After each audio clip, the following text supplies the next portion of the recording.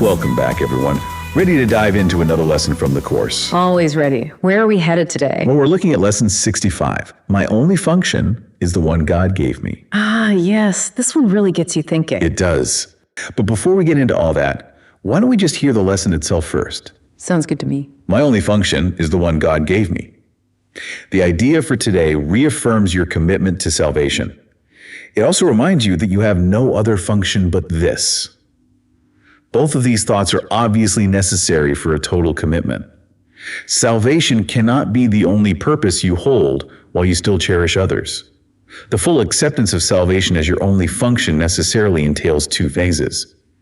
The recognition of salvation as your function and the relinquishment of all the other goals you have invented for yourself. This is the only way in which you can take your rightful place among the saviors of the world. This is the only way in which you can say and mean, my only function is the one God gave me. This is the only way in which you can find peace of mind. Okay, wow. So where do we even begin with this one? Well, I think one of the most interesting things about this lesson is how it redefines salvation. Like, it's not just some reward you get in the afterlife. Exactly. It's about finding a state of inner peace here and now. So recognizing that connection with something bigger than ourselves and feeling that peace right now in this moment. That's it. But of course, the course doesn't make it easy for us, right? Oh, definitely not. Because to really achieve that peace, we have to let go of all those other goals we create for ourselves. Like the ego comes in with all those desires for things, status, achievement. All those distractions, taking us further away from our true purpose. Yeah, no wonder it feels like we're constantly being pulled in a million different directions. Yeah. Like, how can you ever find peace when you're always chasing something? Exactly. And the course suggests that those ego-driven pursuits are ultimately empty. They just keep us from experiencing the true fulfillment that comes from aligning with our God-given function. Okay, but then that begs the question, what is this function even supposed to be? It's about recognizing that we are meant to express love and extend peace. Okay, I can see that. It's something universal. You know, everyone, regardless of their beliefs, can connect with this idea. I can see that. But how do we live this out every day? Well, it's not a passive process. Remember, the lesson emphasizes two phases. Right. First, we have to actually recognize and accept that our true function is this idea of salvation. Okay, and then? And then we have to actively let go of all those self-made goals. You know, the ones we've been clinging to for so long. Easier said than done, right? Yeah. I mean, we're so conditioned to seek validation from outside ourselves. Achievements, recognition, all that stuff. It is tough. But the lesson promises some pretty incredible rewards if we can manage it. Which are? Peace of mind. The kind of peace that isn't dependent on anything external. You know, that deep inner peace. I can see how that would be life-changing. To not be constantly seeking happiness in things that can't truly give it.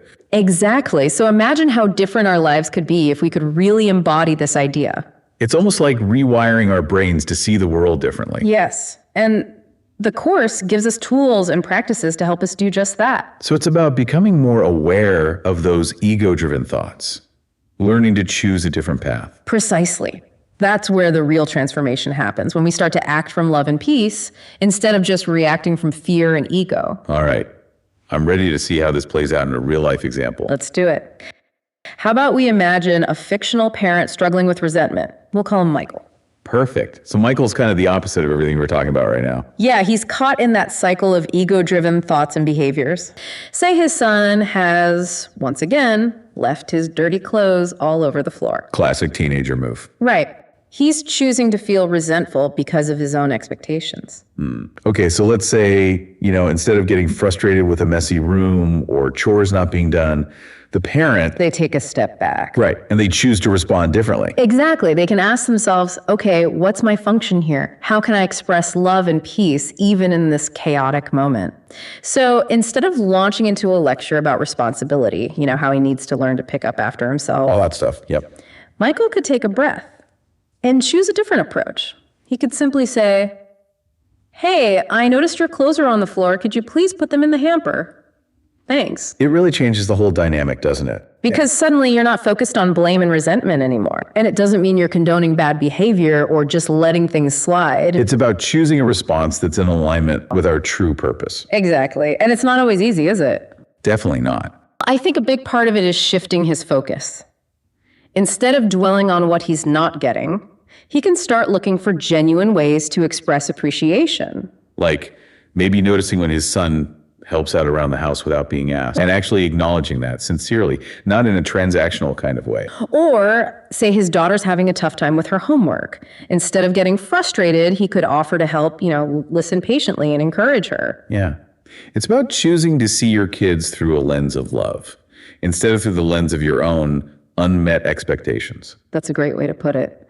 And it's not just about the kids either, right? The course emphasizes forgiveness as well, which is huge for Michael's own inner peace. Right. It's about letting go of all that past hurt and choosing to see everyone, including himself, with compassion. Absolutely. That's how you break free from that cycle of resentment. That's how you open yourself up to experiencing real peace. It sounds like a lot of inner work, though. Not exactly easy stuff. It isn't. But remember, this isn't a one-time fix. Okay, so maybe one interaction isn't going to change everything overnight, but over time, these little shifts add up. you start to change the whole family dynamic. Exactly. And as Michael keeps practicing the principles of this lesson, he's going to notice that his relationships become more peaceful, more fulfilling. He's less stressed, maybe even enjoys being a parent more. It's like he's creating a ripple effect of love and peace, just radiating outward from his own transformation. I love that. It's not just about personal growth then. It's about actually creating a more loving, harmonious world. Starting with ourselves, absolutely. Wow.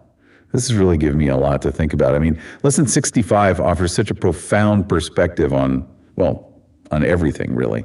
Finding purpose, peace, not just in our families, but in all aspects of our lives. I couldn't agree more. It's a powerful reminder that no matter what challenges come up, our true function is to express love and extend peace. And if we can do that, even imperfectly, then we're living a life aligned with our true purpose. And that's where the real joy comes from. I think that's a great place to wrap up our deep dive for today.